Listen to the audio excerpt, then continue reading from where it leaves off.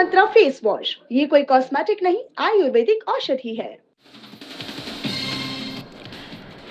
Indonesia के दौरे पर जकार्ता पहुंचे पीएम मोदी। भारतीय समुदाय ने किया जोर शोर से स्वागत। दौरे से दोनों देशों के विभिन्न क्षेत्रों में रणनीतिक साझेदारी को मिलेगी नई गति। दिल्ली में पौधारोपण अभियान की शुरुआत। केंद्रीय गृह मंत्री अमित शाह ने लगाया पौधा। 70 लाख पौधे लगाने का रखा लक्ष्य।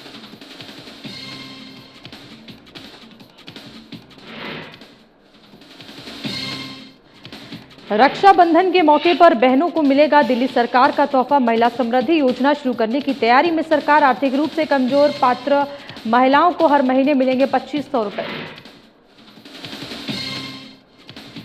दिल्ली सरकार ने बच्चों की सुरक्षा को लेकर किया बड़ा फैसला। 5633 स्कूलों में किया जाएगा बाल सुरक्षा समितियों का गठन। शिक्षकों और स्कूल स्टाफ को दी जाएगी पॉक्सो एक्ट की ट्रेनिंग। दिल्ली में एसआईआर अभियान का पहला सप्ताह हुआ पूरा। अभी तक किए जा चुके हैं 76,38,000 से ज्यादा एन्यूमरेशन फॉर्म वितरित। नई दिल्ली जिला फॉर्म वितरण में सबसे आगे।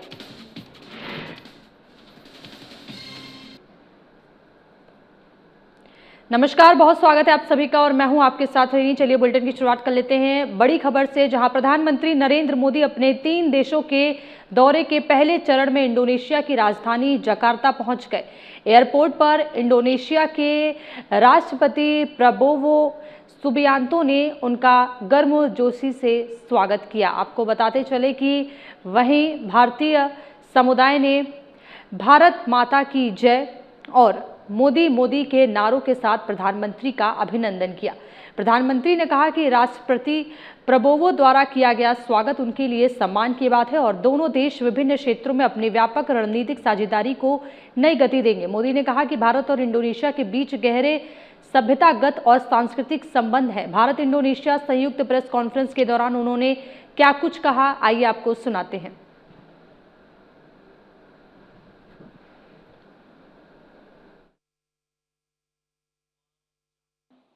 योर एक्सेलेंसी राष्ट्रपति प्रबोवो, दोनों देशों के डेलीगेट्स, मीडिया के साथियों, नमस्कार। सलामत सियांग। सबसे पहले मैं इस गर्मजोशी भरे स्वागत के लिए अपने मित्र प्रेसिडेंट प्रबोवो को उनका हृदय से आभार व्यक्त करता हूं। पिछले वर्ष भारत के गणतंत्र दिवस के मुख्य अतिथि के रूप में हमें उनका स्वागत करने का अवसर मिला और आज उनके आत्मीयता भरे निमंत्रण पर इंडोनेशिया की यात्रा करते हुए मुझे बहुत खुशी हो रही है। आज सुबह मुझे बहुत स्नेह के साथ, आदर के साथ इंडोनेशिया का सर्वोच्च सम्मान दिया गया है। ये सम्मान कोटि कोटि भारतवासियों का है। इंडोनेशिया के लोगों की भावनाओं का है। भारत और इंडोनेशिया के ऐतिहासिक और आत्मीय संबंधों का है। मैं प्रेसिडेंट प्रबोवो जी,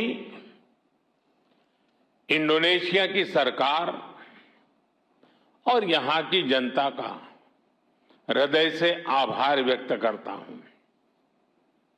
फ्रेंड्स, बीते वर्षों में भारत और इंडोनेशिया के संबंधों में एक नई ऊर्जा, एक नया विश्वास और एक नई गहराई आई है। 2018 में बनी हमारी कॉम्प्रिहेंसिव स्ट्रेटेजिक पार्टनरशिप आज एक नई उड़ान ले रही है।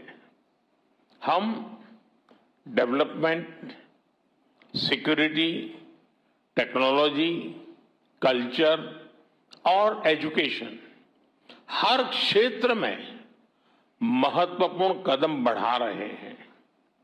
मुझे विश्वास है आज से भारत इंडोनेशिया साझेदारी का एक सुनहरा अध्याय शुरू होगा और इस सुनहरे अध्याय का बहुत बड़ा सकारात्मक प्रभाव 21वीं सदी की दुनिया पर होगा, पूरी मानवता पर होगा। फ्रेंड्स, हमारे देशों के बीच बढ़ता विश्वास हमारी रक्षा, सुरक्षा और मैरीटाइम सहयोग को मजबूत कर रहा है। आज हमने डिफेंस एक्सचेंज, डिजास्टर मैनेजमेंट और इंडस्ट्रियल सहयोग बढ़ाने पर सहमति बनाई। अब हम दोनों देशों के कोस्ट गार्ड हिंद महासागर में मैरीटाइम सेफ्टी और सिक्योरिटी के लिए मिलकर काम करेंगे।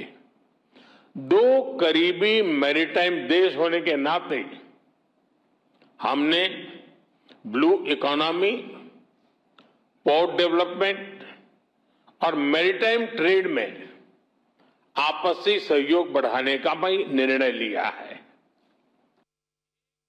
दिल्ली सरकार रक्षाबंधन के मौके पर महिला समृद्धि योजना शुरू करने की तैयारी में है। इस योजना के तहत आर्थिक रूप से कमजोर पात्र महिलाओं को हर महीने 2500 सीधे बैंक खाते में दिए जाएंगे। योजना का शुभारंभ 28 अगस्त को हो सकता है और इसके लिए ऑनलाइन पंजीकरण पोर्टल और पात्रता नियम तैयार है। बजट 2026-27 में 5110 करोड़ का प्रावधान किया गया है। अनुमान है कि 20 से 22 लाख महिलाओं को इसका लाभ मिलेगा।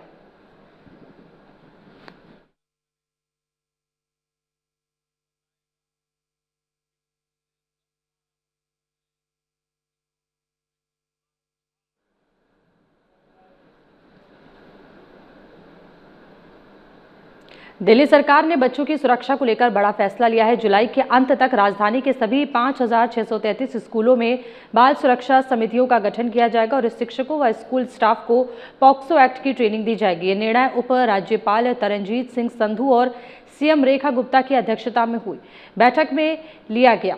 सरकार ने स्पष्ट किया है कि बच्चों की सुरक्षा केवल अभियान तक सीमित नहीं रहेगी, बल्कि इसे स्कूलों की स्थायी व्यवस्था का हिस्सा बनाया जाएगा। सभी स्कूलों में सुरक्षा चेकलिस्ट लागू होगी।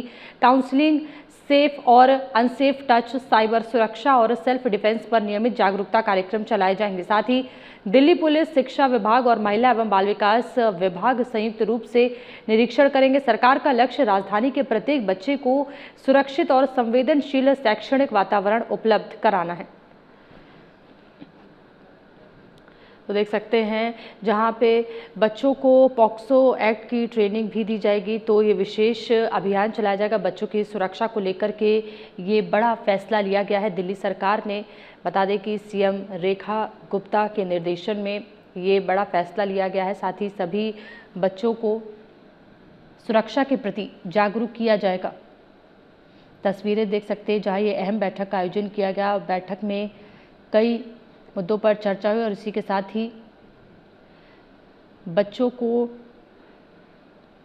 की सुरक्षा को लेकर के ये बड़ा फैसला लिया गया। आपको बता दें कि 6633 स्कूलों में बाल सुरक्षा समितियों का गठन किया जाएगा। शिक्षकों और स्कूली स्टाफ को दी जाएगी पॉक्सो एक्ट की ट्रेनिंग।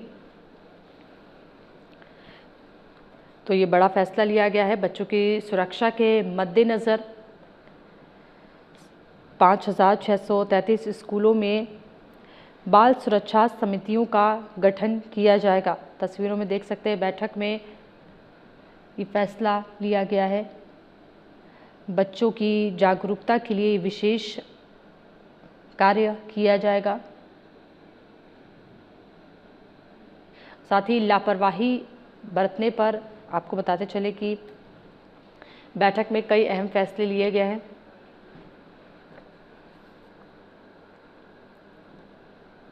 दिल्ली में वोटर लिस्ट के विशेष गहन पुनरीक्षण एसआईआर अभियान का पहला सप्ताह पूरा हो गया है। 30 जून से शुरू हुए घर घर सर्वे के तहत अब तक 76,38,000 से अधिक एन्यूमरेशन फॉर्म वितरित किए जा चुके हैं, जो कुल 1.45 करोड़ मतदाताओं का करीब 52.64% है।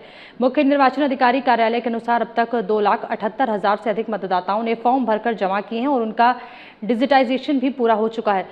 अधिकारियों ने बताया कि पहले 2 सप्ताह का मुख्य लक्ष्य सभी मतदाताओं तक फॉर्म पहुंचाना है, जबकि तीसरे सप्ताह से फॉर्म जमा कराने और डिजिटाइजेशन की रफ्तार बढ़ाई जाएगी। ये अभियान 29 जुलाई तक चलेगा। मतदाताओं की सुविधा के लिए विभिन्न क्षेत्रों में विशेष शिविर लगाए जा रहे हैं और ऑनलाइन फॉर्म भरने की सुविधा भी उपलब्ध कराई गई है। नई दिल्ली जिला फॉर्म वितरण में सबसे आगे है। तो तस्वीर देख सकते हैं जहां दिल्ली में SIR अभियान का पहला सप्ताह पूरा हो गया। आपको बताते चले कि अभी तक 76,38,000 से ज़्यादा एनोमिनेशन फॉर्म वितरित किए जा चुके हैं और नई दिल्ली जिला फॉर्म वितरण में सबसे आगे रहा है। तो दिल्ली में SIR प्रक्रिया को लेकर जो पूरी तैयारी कर ली गई है।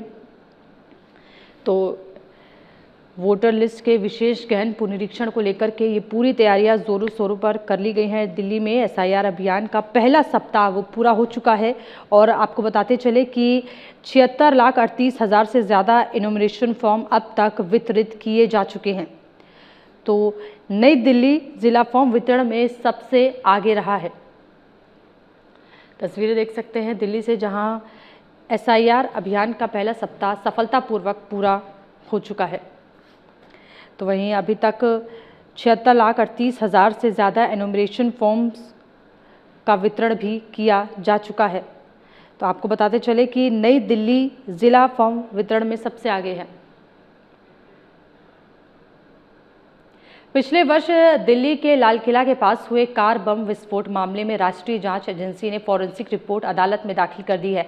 रिपोर्ट विशेष NIA अदालत में पेश की गई, जहां अब इसके आधार पर आगे की कार्रवाई होगी। अदालत ने मामले में गिरफ्तार 9 आरोपियों की न्यायिक हिरासत 13 जुलाई तक बढ़ा दी है। ये विस्फोट 10 नवंबर को हुआ था, जिसमें 11 लोगों की मौत हुई थी और कई अन्य घायल हुए थे। इससे पहले NIA 7500 पेज की चार्जशीट और एक पूरक चार्जशीट भी दाखिल कर चुकी है। एजेंसी का आरोप है कि ये एक सुनियोजित आतंकी साजिश थी और अब तक कुल 13 आरोपियों के खिलाफ चार्जशीट दायर की जा चुकी है। जांच एजेंसी मामले की जांच को राष्ट्रीय सुरक्षा से जुड़ा अत्यंत संवेदनशील मामला मानते हुए आगे बढ़ा रही है।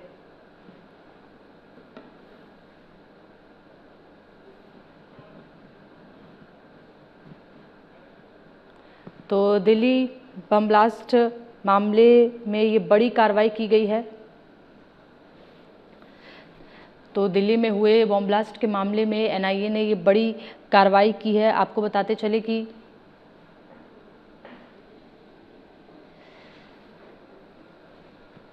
चार्जशीट दाखिल कर इस पूरे मामले की जांच पड़ताल की जा रही है।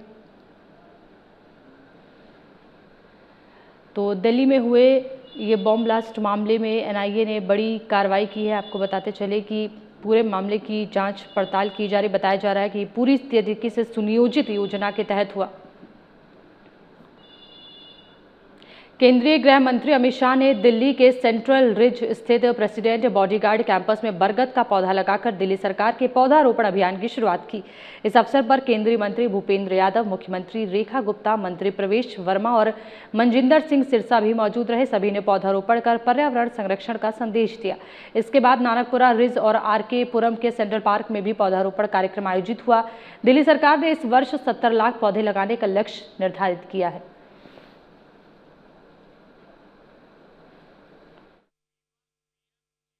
कार्यक्रम में आए हुए सभी ग्रीन दिल्ली के लिए, हरित दिल्ली के लिए संकल्पवान भाइयों बहनों को मेरा राम राम प्रणाम।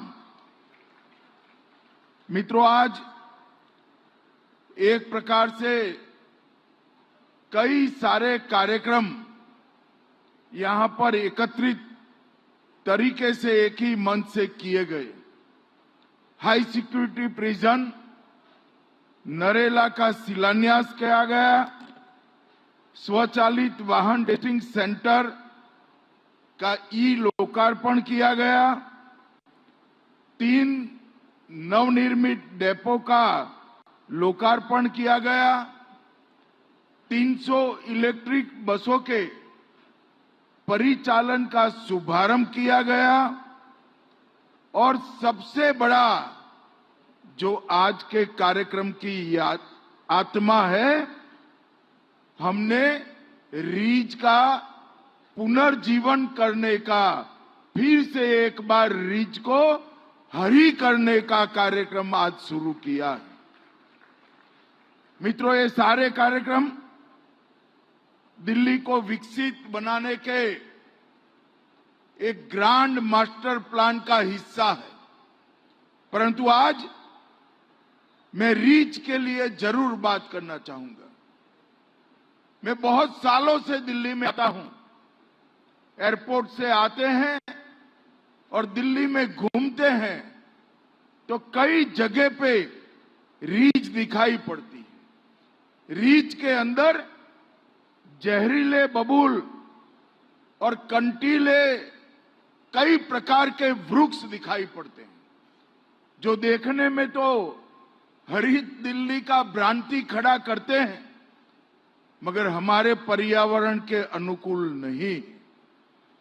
दिल्ली में 1994 में 7,784 हेक्टर रीच को इंडियन फॉरेस्ट एक्ट के तहत अधिसूचित किया गया, परंतु इसकी फाइनल अधिसूचना 30 सालों से नहीं निकली थी। मैं रेखा जी को बहुत बहुत बधाई देना चाहता हूं।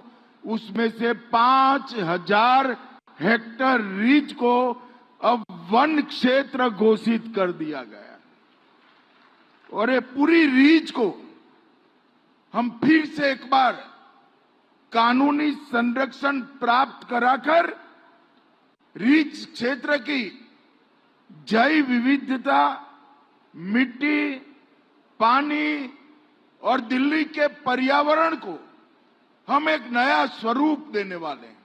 मैं आप सभी का, खासकर गृह मंत्री जी और एनवायरनमेंट मिनिस्टर साहब का स्वागत करता हूं। सबसे पहले मैं ऑनरेबल गृह मंत्री श्री अमित शाह जी का आभार व्यक्त करता हूं कि वे अपने बिजी शेड्यूल से समय निकालकर यहां आए। वे हमारे देश के अनेक मुद्दों को एड्रेस करते हुए भी हमेशा अपने दिल में दिल्ली के लिए विशेष स्थान रखते हैं। यहां आने से पहले आज उनके द्वारा सेंट्रल रिज में पौधा रोपण शुरू किया गया। मेगा प्लांटेशन ड्राइव दिल्ली की एनवायरमेंटल जर्नी में एक डिफाइनिंग मोमेंट है। ये सिर्फ एक प्लांटेशन ड्राइव नहीं, बल्कि भारत सबसे बड़े अर्बन इको रेस्टोरेशन प्रोग्राम की शुरुआत है। इसमें 6,300 हेक्टर से अधिक डिग्रेडेड रिज फॉरेस्ट को रिस्टोर करने और 1 करोड़ से अधिक देसी पौधों के रोपण का लक्ष्य है। देश के सबसे ambitious urban ecological restoration initiatives में से एक ये अभियान साइंटिफिक और CSR बेस्ड इकोसिस्टम रेस्टोरेशन का एक नया मॉडल है। और इस बुलेटिन में फिलहाल इतना ही, लेकिन एक नजर डालेंगे देश दुनिया की खबरों पर।